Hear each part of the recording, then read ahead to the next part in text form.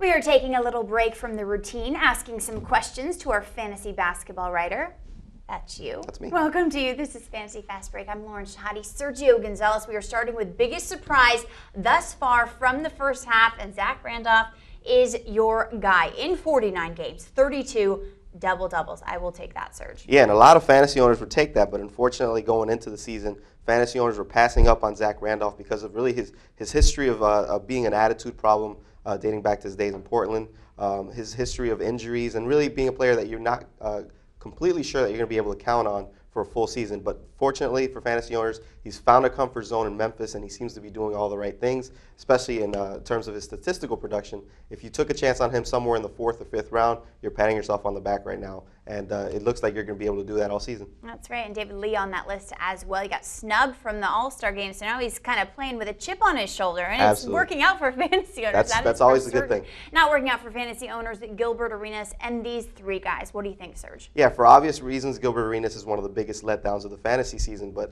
a player like Devin Harris in New Jersey, who was drafted in the 2nd round of most fantasy leagues, we thought of him as a player who could really capitalize on the progress that he made in his first season in New Jersey, where he averaged 21 points per game and had excellent assist numbers. Unfortunately, he's taken a big step back. He's averaging only 15 points per game. He's missed some time due to injury, and he's been one of the biggest letdowns of the first half of the season. He could still pay off for fantasy owners, but knowing what you know now, you probably wouldn't have drafted him as high as you did, and that makes him a letdown in fantasy leagues. Right, we just expected more. We didn't expect more from these next guys. It was kind of like your most value, most bang for your buck, maybe. Brandon Jennings on this list comes to mind. Despite some inconsistency, he's capable of just going off at any time. Absolutely. The rookie has been one of the better players at the guard position for fantasy owners, and like you mentioned, he's really one of the bargain basement values of the fantasy first half of the season. He was drafted in really the 10th round of most average standard leagues. And all these three players that we're showing you here, these are all players that were drafted in the 9th and 10th round. And if you look at their production, they're really putting up numbers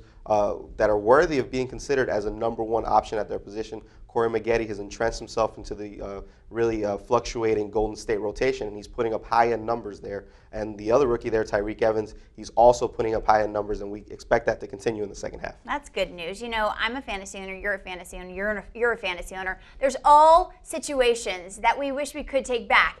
Even with this guy, even the expert, right? Yeah, we don't get them all right, unfortunately. And these are some guys that I think I missed on going into the season. Spencer Hawes, he obviously hasn't hit it off with his new coach there, with Coach Westphal in Sacramento. He hasn't really fit into his role in Sacramento. And really, in the last couple games is the first time that we're seeing possibly some hints that he could be helpful to you in the second half. But going into the season, we saw him as a possible breakout candidate. That obviously hasn't been the case. Those other players there, players like Lou Williams, who got off to a good start, but unfortunately, because of changes in the rotation, his injury, his jaw injury that forced the team to bring in Allen Iverson off the free agent wire when he left the Memphis Grizzlies, that's changed the situation to the point where he's not helping fantasy owners anymore. So I apologize to you fantasy owners for misleading you on those players. But apologize no more, because this next list you were right on about. Brook Lopez tops the list, and you loved him going into the season, and for good reason. Yeah, Lauren, I didn't get them all wrong. Fortunately for fantasy owners, these are players that I was high on going into the season. Unfortunately, they paid off for fantasy owners. Brook Lopez probably being the best case scenario out of all those players there. He's a player who's being drafted really in the 4th or 5th round in a lot of fantasy leagues. But if we were redrafting right now, he'd be a player that most fantasy owners would consider an elite #1 fantasy center. You'd probably take him somewhere in round 2, maybe late round 3. But going into the season, he was being drafted later on than that. So he's a player that we could qualify as a breakout. Those guys hit it big for fantasy owners, that is for certain. But this next category is something you're going to want to take your pen and paper out. Second half heroes. This could affect you. Jason Thompson topping this list. He's capable of putting up a double-double every night. Oh, absolutely. And we saw that from him earlier in the season. He was one of the players that we thought was going to be a breakout going into this year.